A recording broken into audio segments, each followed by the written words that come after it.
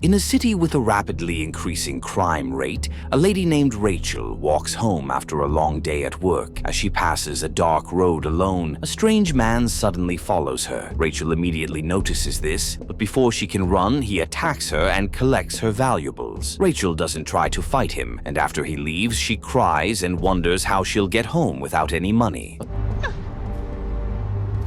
A few weeks later, Rachel moves to the suburbs with her fiancé, Peter, who has just finalized the purchase of a new house with the help of his mom, Patricia, who is a real estate agent. After her experience in the city a while ago, Peter believes it's only right for them to move to a quiet neighborhood, especially now that Rachel is pregnant with their first child. While they're unpacking their things, Rachel mistakenly knocks down one of the boxes, and Peter quickly helps her pick it up. He also mentions that she doesn't have to do anything, but Rachel says she's tired of everyone telling her that. She adds that there's already a long list of things she has been told not to eat or do. Peter asks if she's just pissed about her inability to eat her cravings, but Rachel says she just feels like eating the things she has been told not to eat. Peter says he's sure she'll be okay, and that he'll even prepare something good for her to eat. Rachel then looks sad and mentions that she misses their old place because they had a bagel shop opposite their apartment, but Peter mentions that their neighborhood also has a place not too far away. Rachel says she doubts they'll sell nice bagels like the one she used to eat back in the city, but Peter says she needs to try them first. Peter then checks the fridge to bring out some food items to cook, but he notices that it's quite scanty. He looks surprised because Rachel went to the supermarket the previous day, and as he asks about it, she says she couldn't buy much because she got overwhelmed because the place was too big. Peter doesn't seem to mind, and he says he can call Patricia to go shopping for them. However, Rachel doesn't like this idea, so Peter decides against calling Patricia for help. He then mentions that he'll have to buy what they'll eat after he leaves work. Rachel thanks him for being so kind,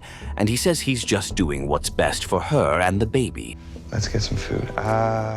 Shortly after, Peter heads out to work, but Rachel wonders why he can't just take a break since it's Sunday. Peter says he currently has to work as much as he can to clear his caseload so that he'll be able to get a break when their baby arrives. He also tells her to enjoy the free time she has, but Rachel says she's not happy being unemployed. Peter says she doesn't have to work and that she should just enjoy her time at home. He adds that he doesn't want her to do any heavy chores while he's away, and Rachel agrees to wait for him to get back before she continues unpacking their things. Peter then suggests that instead of staying at home all day, she can head to the town's bagel shop to check out what they have. He adds that even though she might not like it, she can use it as an excuse to leave the house. Following this, Peter leaves, and as Rachel looks around, she sees a neighbor named Gary walking his dog. Rachel says hello to him, but the man just ignores her and says nothing. Rachel finds this odd, but she assumes that the man just doesn't want to talk. Hi, neighbor.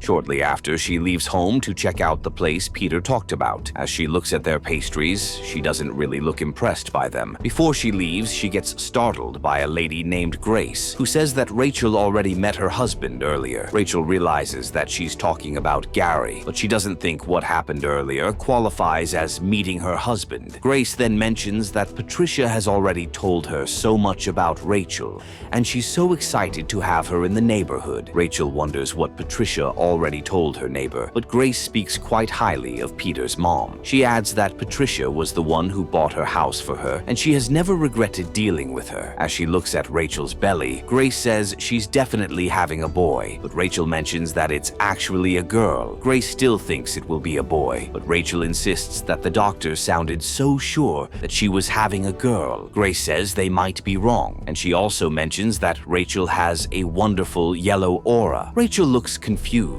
but as Grace asks when she'll be due, she says it's in 4 weeks. Grace says the baby is going to be powerful because her due date likely falls on the night of the full moon. Rachel doesn't understand this, but she eventually leaves the store and heads home. The doctors insist. Oh, doctors don't know anything. As she's trying to offload the things she bought from her trunk, another neighbor named Yvonne stops to greet her before going for her regular afternoon runs. Yvonne mentions that Patricia has told her a lot about her new neighbor neighbor, and Rachel doesn't seem to understand why her future mother-in-law keeps telling everyone about her and Peter. Yvonne then mentions that she's happy to see new neighbors move into the area because the old ones were antisocial. She adds that it wasn't really a surprise when she heard they got divorced. Rachel says that she and Peter aren't married yet, but Yvonne sounds shocked to hear this. She then mentions that Peter is quite handsome, and Rachel should be doing whatever she can to tie him down with marriage. She says it's the key to her marriage, and that it's even hard for anyone to guess she just had a baby a while ago. Rachel sounds shocked to hear this because Yvonne doesn't look like she just had a baby. As she asks where the baby is, Yvonne shows Rachel her nanny and says it's the best advice she can give her new neighbor to avoid stress. Rachel says she won't have to get a nanny because she's currently without a job, and Yvonne asks her what she does. Rachel says she's a writer, and interestingly, Yvonne says she's also one. She adds that she currently runs a blog to advise new moms, and she could let Rachel write a few things there just for exposure and experience. Rachel says she's not interested in that because she wants to focus on her baby. Shortly after, Yvonne walks away and tells Rachel that if she ever wants to go out for a run, she can just call her. Rachel seems to already be tired of their conversation. I think I'll concentrate on the mom thing for now. But as she turns to face her car, another neighbor named Sandy shows up to welcome her to the neighborhood. She also offers to help Rachel carry her load inside because she knows it's too heavy for a pregnant woman. Rachel says she doesn't have to, but Sandy insists. Rachel then says she can drop the things in front of the door, but Sandy takes them inside for her. Rachel thanks her so much for this, but Sandy says she's just being a good neighbor. Rachel then mentions that she has already met the other neighbors. As she talks about them, Sandy says Gary doesn't talk much, and that it's likely because Grace already talks a lot. Rachel mentions that the woman talked about a lot of weird stuff, but Sandy says she's harmless. Rachel then asks about Yvonne, and Sandy says that even though she has a baby, she doesn't behave like a typical mom. Following this, Rachel asks her how long she has been staying in the neighborhood, and if Patricia bought her the house just like everyone else. Sandy says she hasn't been around for long, but that Patricia keeps trying to get her to sell the house so she can get a commission. Sandy then asks why Rachel moved to the suburbs, and she says she had a nasty experience in the city that convinced Peter they needed to move. What brought you to our little neighborhood? She also mentions that Patricia helped them get the house. Sandy jokes about how Rachel likely saw the house and knew she'd always be bored. However, Rachel says there's actually a room she likes. As Sandy asks what she's talking about, Rachel takes her to the room where she plans to set up her baby's nursery. After they enter the room, Sandy looks sad, and Rachel asks if anything is wrong. Sandy then mentions that she just remembered how she and her ex-husband struggled to have a baby but couldn't eventually give birth to one. She adds that it's why they got divorced, and Rachel says sorry about this. Sandy says it's not a problem, and she asks why Rachel hasn't started arranging the nursery. Rachel says she has been banned from doing things in the house, but Sandy offers to help her with the heavy lifting while she can do small things. Rachel says Sandy doesn't have to help, but the lady insists. Okay. Just then, they work together and eventually finish up with the nursery. Rachel thanks Sandy again for helping, but she says it's nothing. Sandy then admires a cartoon poster of Alice in Wonderland, which is on the wall, and Rachel says she just likes the story. As Rachel sits down, Sandy sees a baby monitor on a table and looks at it. Rachel then mentions that the device is very good because it allows streaming access to her phone. Sandy seems impressed and says it's a nice piece of technology. As she also watches Rachel through the monitor, she mentions that if her new neighbor needs help with anything, she can call her anytime. Later that night, Rachel tells Peter that she has already met their new neighbors. She adds that Patricia has told them a lot of things about her. Peter says they're likely nice people, but Rachel says they're weird and boring, unlike the people in the city. She also mentions that she already feels bad for their daughter because she'll have to grow up in a boring town. Peter says it's not that bad, but Rachel suddenly feels the urge to pee. She kicked me. What? so she heads to the restroom. After she's done, she suddenly hears a strange sound inside the house. Rachel thinks it's Peter, but as she heads out, she notices that he's already asleep. She then sneaks downstairs and hears something in the kitchen. As she gently walks inside, she doesn't see anyone, but she quickly looks for something to use to attack the intruder. Unfortunately, she doesn't find any sharp objects, so she just picks up a watermelon in the kitchen and prepares to throw it at the intruder. Suddenly, someone shows up in the kitchen and puts on the light, but it turns out to be Patricia. Rachel looks really scared, and she drops the watermelon because she thought it was someone else. Patricia then says she's sorry for scaring Rachel. She adds that she came in with the spare key because she didn't want to disturb them. Rachel is still in shock, but Patricia mentions that she already bought them some foodstuffs and would be making breakfast for them very early in the morning. After she's done arranging the things inside the fridge, Patricia asks Rachel if she needs help cleaning the watermelon on the floor, but she says she can handle it herself. Do you need help with that?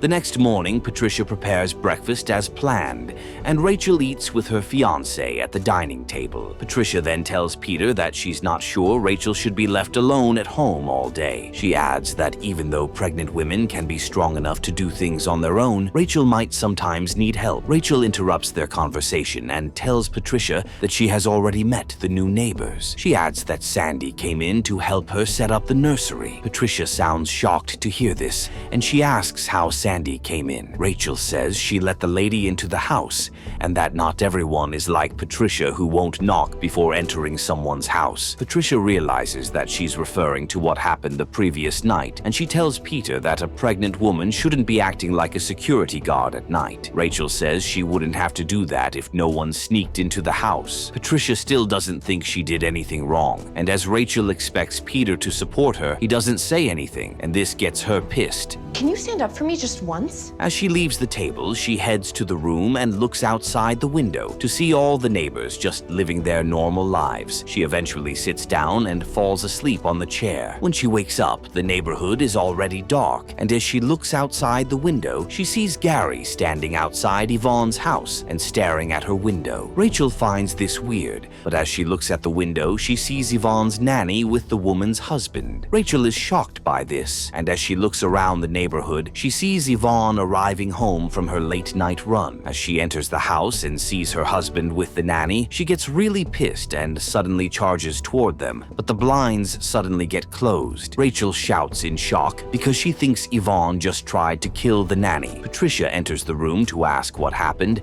and Rachel says she thinks there's a big fight happening in Yvonne's house. Patricia looks outside but doesn't see anything, and as she asks what Rachel is talking about, she looks shocked to see that her future daughter-in-law is already calling the police.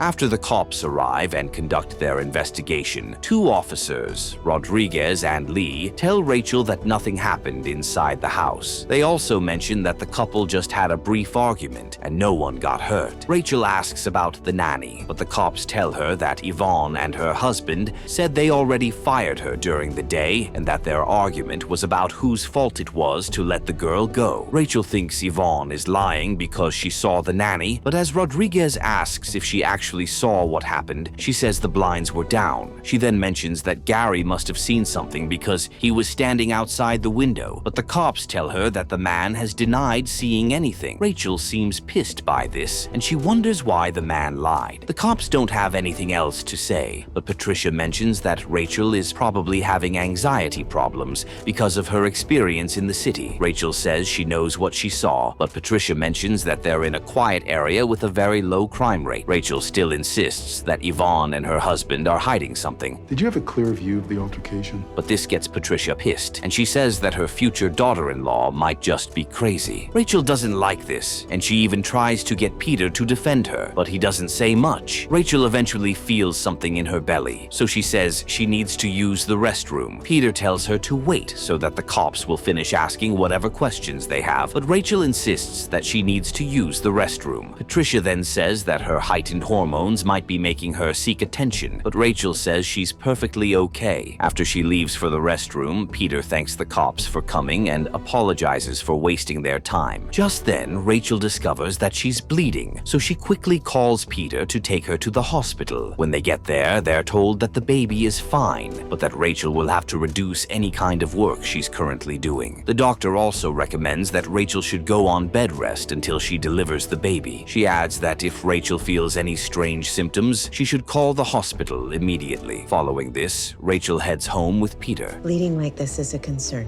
As they arrive, Rachel says she needs to apologize to Yvonne for what she did, but Peter says that Patricia has already done that. Rachel insists that she wants to do it herself, so Peter leaves her alone and heads inside. After Rachel reaches Yvonne's house, she knocks on the door, but Yvonne tells her to leave because she doesn't want to have anything to do with the new neighbor. Rachel feels sad about this, and when she gets home, she tells Peter what happened. He then mentions that Yvonne probably needs time, and Rachel says it's fine. Before she heads up to her room, Patricia arrives at the house with her luggage and says that she has canceled all her appointments and will now be available to stay with Rachel for as long as she wants. Peter looks happy about this, but Patricia senses that Rachel isn't too excited to see her, as she then suggests getting a nurse to stay in the house if they don't want her there. Rachel says she's happy to have Patricia in the house.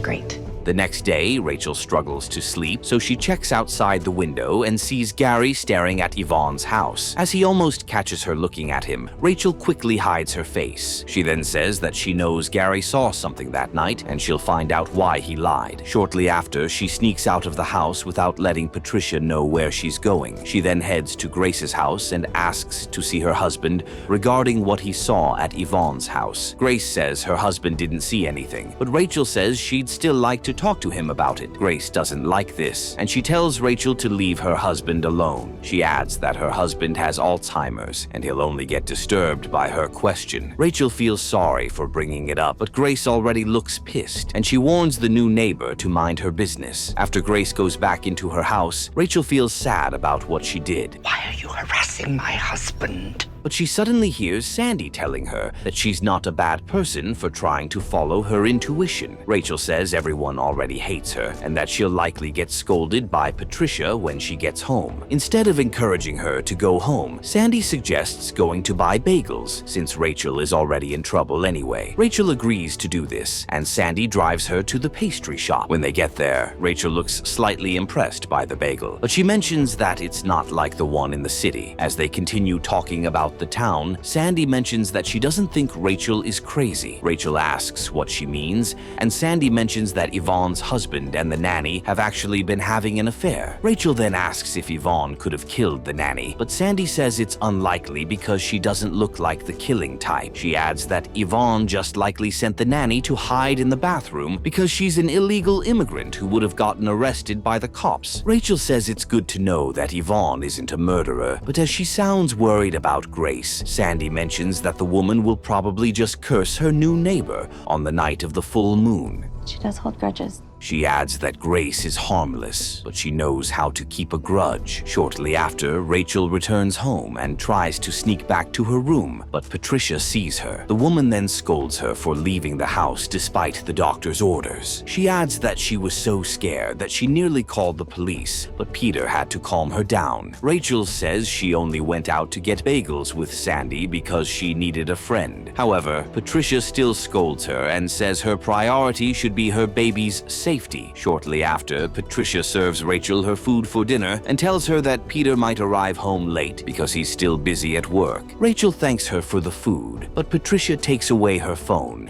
and says that she and Peter think it's best for her to stay away from her phone because it might be stimulating her imagination. Rachel says she needs to look for a job, but Patricia says she has told Peter that she doesn't mind taking care of their financial needs. Rachel doesn't have anything else to say, and Patricia tells her to ring a small bell inside her tray if she needs urgent help. Ring the bell.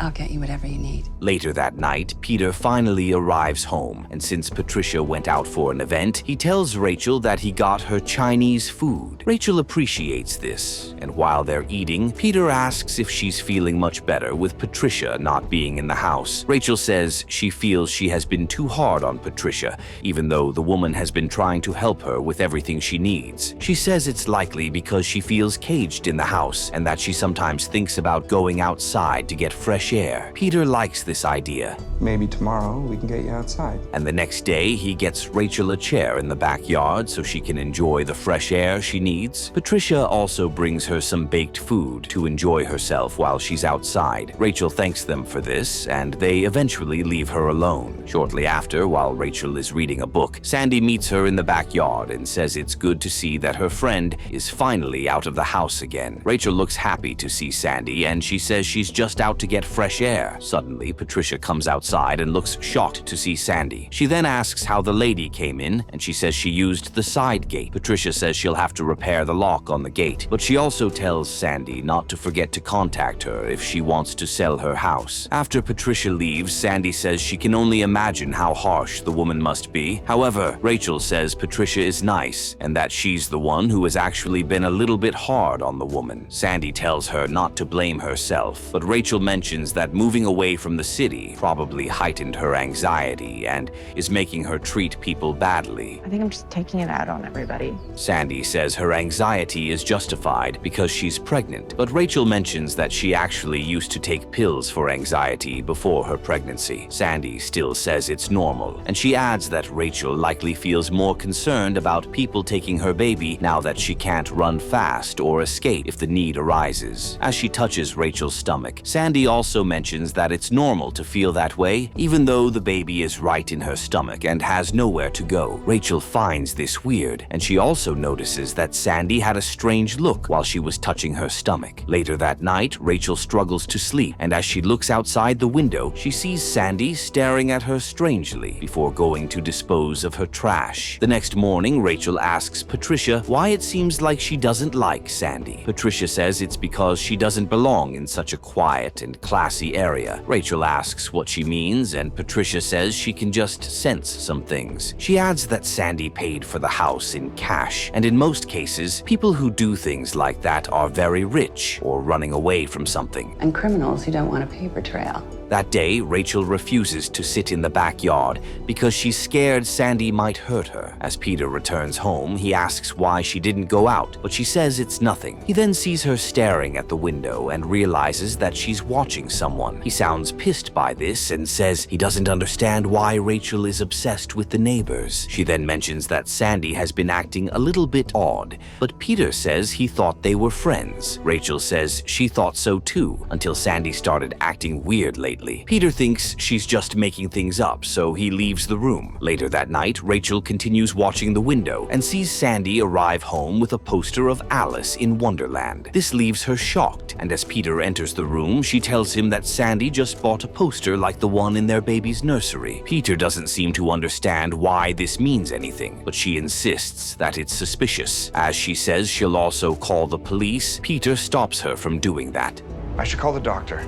The next day, Rachel sits in the backyard and Sandy shows up after a while to bring her some ice cream. Rachel says she's not hungry, so Sandy suggests putting it in the fridge. As she drops her bag on the chair and goes inside to put the ice cream in the fridge, Rachel grabs it and quickly takes her house keys. She then drops the bag on the chair before Sandy comes out. Shortly after, Rachel watches Sandy leave the neighborhood and head to town, so she decides to go inside the lady's house to check what she's doing with the poster. She then unlocks Sandy's house and sneaks in before anyone sees her. After she looks around, she sees that Sandy has a nursery in her house, even though she doesn't have a baby. She also sees a picture of a pregnant Sandy standing with her ex-husband. This leaves her shocked because Sandy told her she couldn't have babies. I couldn't get pregnant. Before she leaves, Sandy arrives home and starts looking for her keys. As Rachel quickly tries to find a place to hide, she hits her leg against something and this leaves her hurt. However, this doesn't stop her from hiding. Just as Sandy enters the house after using a spare key, Sandy notices that someone has entered the house, but as she looks around, Rachel shows up and pretends to have just entered the house while saying she found Sandy's keys on the floor. Sandy finds this suspicious, and after Rachel leaves, she sees that someone has placed down the picture of her and her ex-husband. Meanwhile, Rachel arrives home feeling hurt in her knee,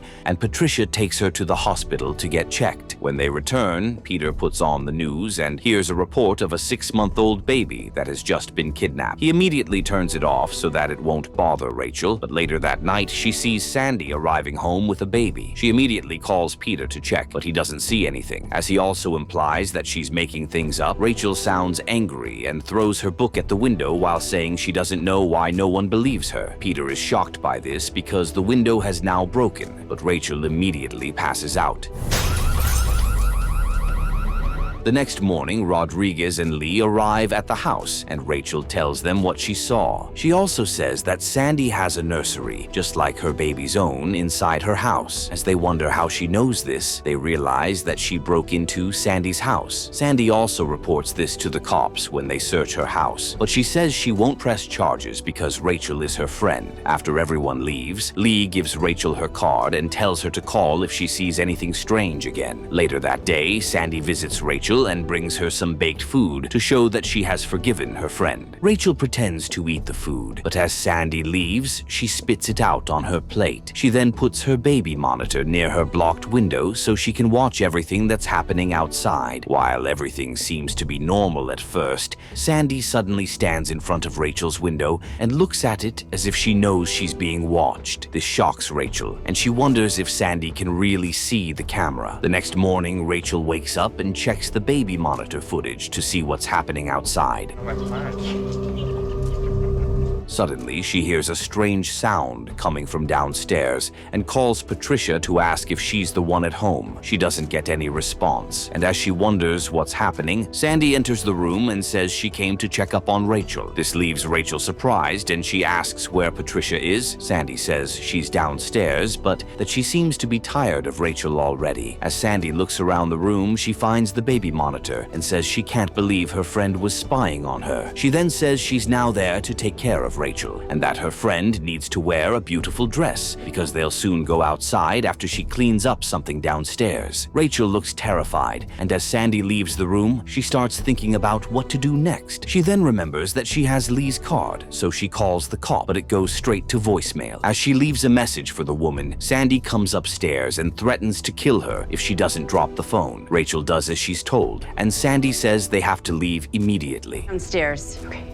As they get to the room, Rachel sees Patricia lying unconscious on the ground. She looks shocked by this, but Sandy tells her to keep moving. She then mentions that Rachel's motherly instincts are actually quite good, and it's nothing like Yvonne's. She adds that she had a really good chance of taking Yvonne's baby, but Rachel ruined it by calling the cops and getting the nanny fired. Rachel asks Sandy what she wants with her since she already has another baby, but she mentions that she wants twins. Rachel can't believe this, but Sandy then takes her to her house. Gary and Grace see them, but they don't bother asking questions because they dislike Rachel. After entering the house, Sandy takes Rachel to the new nursery in the basement. She says she had to change the location when the cops visited her house. As they get to the basement, Rachel sees the kidnapped baby and asks why Sandy is trying to take her baby too. Sandy says she once got pregnant with twins and lost the babies. She adds that it's why her husband left her, but she now wants to take the two babies back to him so they can get back together. Now I can go back to him. Suddenly, Rachel throws something at her and she falls down. Rachel then takes the kidnapped baby away from the basement, after which she uses a chair to keep the door locked. As Rachel starts thinking of what to do next, her water breaks, and Sandy also forces the door open. Rachel still tries to keep Sandy away from her, but she eventually falls and seems to be in pain. Sandy then brings out a knife and says she'll remove the baby from Rachel's stomach. As she gets closer, Lee enters the house and knocks Sandy out. She then calls for backup and tells Rachel not to worry because help is on the way. Almost immediately, Sandy gets back up and hits Lee with a piece of wood to knock her out. As she then faces Rachel again and prepares to attack her, the pregnant lady takes Lee's gun and shoots Sandy. Shortly after, Rachel is taken to the hospital and she gives birth to a baby girl. As she admires her baby, Peter and Patricia come into the room to apologize for not believing her. You were right about Sandy. She says it's not a problem, but as Patricia leaves the room, she tells Peter that she would love to return to the city. Peter doesn't seem to mind, and he says they'll move back there if it will make her happy.